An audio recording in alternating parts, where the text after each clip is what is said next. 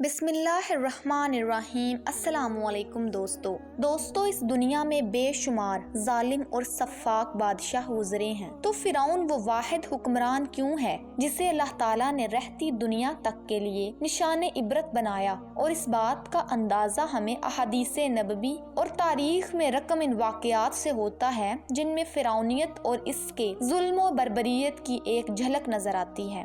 مسند احمد میں بیان ہوئی ایک حدیث کے مطابق نبی اکرم صلی اللہ علیہ وآلہ وسلم شب معراج میں بیت المقدس کی طرف جاتے ہوئے مصر کے قریب ایک مقام سے گزرے تو نہایت اعلیٰ اور متاثر کن خوشبو آنے لگی۔ آپ نے حضرت جبرائیل علیہ السلام سے پوچھا کہ یہ خوشبو کیسی ہے؟ جواب ملا کہ یہ وہ خوشبو ہے جو فرعون کی باندی مشاطہ اور اس کی اولاد کی قبر سے آ رہی ہے۔ پھر حضرت جبرائیل علیہ السلام کے سامنے اس کا واقعہ بیان کیا کہ مشاطہ فرعون کی بیٹی کی خادمہ تھی اور وہ حضرت موسیٰ کے خدا پر ایمان لا چکی تھی۔ ایک دن فرعون کی بیٹی کو کنگھی کرتے ہوئے کنگھی زمین پر گر گئی۔ اسے اٹھانے کے لیے جھکی تو اس کی زبان سے اللہ کا نام نکل گیا۔ شہزادی نے سنا اور کہا، تم نے عجیب کلمہ کہا، تم جہان کے رب تو فرعون ہیں، تو یہ نام کس کا لیا ہے؟ مشاطہ نے جواب دیا، فرعون رب نہیں، رب تو وہ اللہ ہے جو سب کو روزی دیتا ہے۔ شہزادی نے یہ تمام واقعہ اپنے باپ کے سامنے بیان کر دیا۔ فرعون یہ سن کر سخت غصے میں آ گیا اور مشاطہ کو اسی وقت دربار بلا لیا اور دریافت کیا کہ تم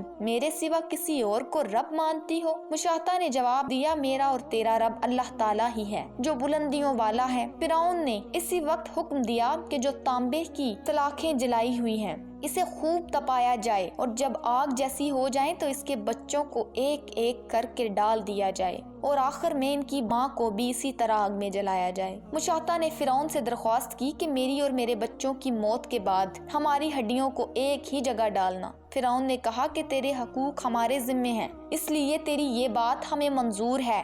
مشاطہ کی دونوں بچیاں اس کی آنکھوں کے سامنے اس آگ میں ڈال دی گئیں جو فوراً جل کر اسی وقت راکھ ہو گئیں۔ مشاطہ کا سب سے چھوٹا بچہ اس کی چھاتی سے لگا دودھ پی رہا تھا۔ فرعون نے سپاہیوں نے اسے بھی نہ بخشا اور تپتی ہوئی آگ میں اسے پھینک دیا اور آخر میں ان کی ماں کو بھی اسی آگ میں جلا کر مار دیا۔ یہ خوشبو کی مہک اسی جنتی محل سے آ رہی تھی۔ مسند احمد فرعون اس واقعے کے بعد جب گھر پہنچا تو وہاں موجود اس کی بیوی حضرت آسیہ نے فرعون کو خوب لعنت و ملامت کی۔ دوستو یہ وہی حضرت آسیہ ہے جنہوں نے اللہ کے نبی حضرت موسیٰ علیہ السلام کی پرورش کی اور آپ حضرت موسیٰ علیہ السلام کے خدا پر ایمان لا چکی تھیں، لیکن فرعون سے اپنا ایمان چھپا کر رکھتی تھی۔ تاہم مشاطہ اور اس کی اولاد کی اس نازک موت پر اسے صبر ٹوٹ گیا اور اس نے فرعون کو کہا کہ میں تجھے خدا نہیں مانتی بلکہ تو ایک عام انسان ہے، باقی تمام انسانوں کی طرح۔ فرعون یہ سن کر حیران رہ گیا کیونکہ فرعون آسیہ علیہ السلام سے بے حد محبت کرتا تھا۔ خدا نے آپ کو بے پناہ حسن و جمال سے نوازا تھا۔ تمام مصر میں حضرت آسیہ سے کوئی دوسری عورت خوبصورتی میں آگے نہ تھی، اسی لیے فرعون حضرت آسیہ علیہ السلام کو بے حد عزیز رکھتا تھا۔ حضرت آسیہ کی یہ باتیں سن کر فرعون نے آپ کو ڈرایا دھمکایا اور کہا کہ اپنے ایمان سے مکر جاؤ، لیکن حضرت آسیہ کسی صورت حق بات کہنے سے پیچھے نہ ہٹیں اور ان کو خدا ماننے سے انکار کر دیا۔ فرعون اپنی محبوب بیوی کے منہ سے یہ تمام باتیں سن کر ایسا صدمہ ہوا کہ فرعون نے اسی وقت دربار منعقد کرنے کا حکم دیا۔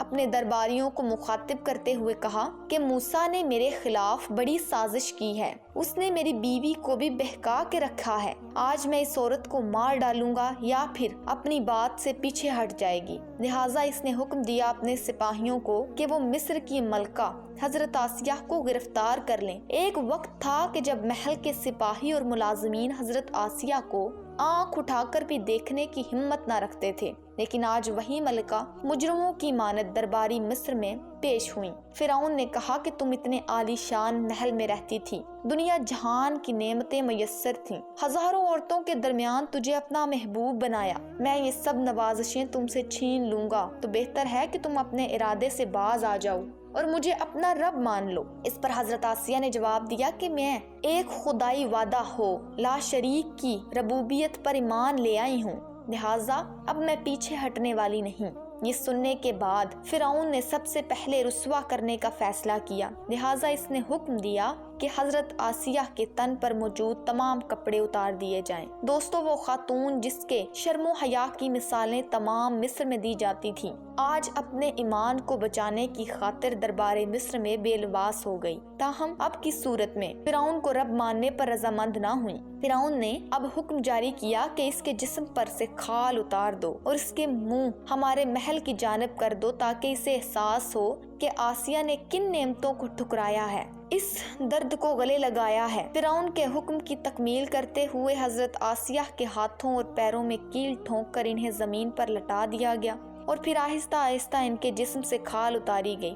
آپ کے جسم سے کھال علیحدہ ہو جانے کے باوجود آپ زندہ تھیں اور آپ کے ہونٹوں پر موسیٰ کے خدا کا نام جاری تھا۔ فرعون نے اپنی شکست جب اپنی آنکھوں سے دیکھی تو غصے سے دیوانہ ہو گیا اور اس نے حکم دیا کہ جاؤ مرچیں لاؤ اور اس کے پورے جسم پر ڈال دو۔ جب یہ مرچیں حضرت آسیہ کے جسم پر ڈالی گئیں تو آپ مچھلی کی طرح تڑپنے لگی۔ اس درد کے عالم کے باوجود اللہ تعالیٰ سے دعا کی کہ اے رب کائنات، فرعون کے اس محل کے بدلے مجھے اپنے پاس ایک گھر عطا فرما اور فرعون کے اس ظلم سے آزاد کر۔ یہ الفاظ کہتے ہوئے آپ نے اپنی جان اللہ تعالیٰ کے سپرد کر دی۔ اللہ تعالیٰ نے حضرت آسیہ کی یہ دعا قبول فرمائی اور حضرت انس کے روایت ہے کہ حضور اکرم صلی اللہ علیہ وآلہ وسلم نے فرمایا، جنتی عورتوں میں سب سے افضل خدیجہ بن خوالید، فاطمہ بنت محمد، فرعون کی بیوی آسیہ بنت مزاحم اور مریم ہیں۔ امید کرتے ہیں کہ دوستو آپ کو یہ ویڈیو بہت پسند آئی ہوگی اور ہمارے چینل کو سبسکرائب کرنا نہ بھولیے گا۔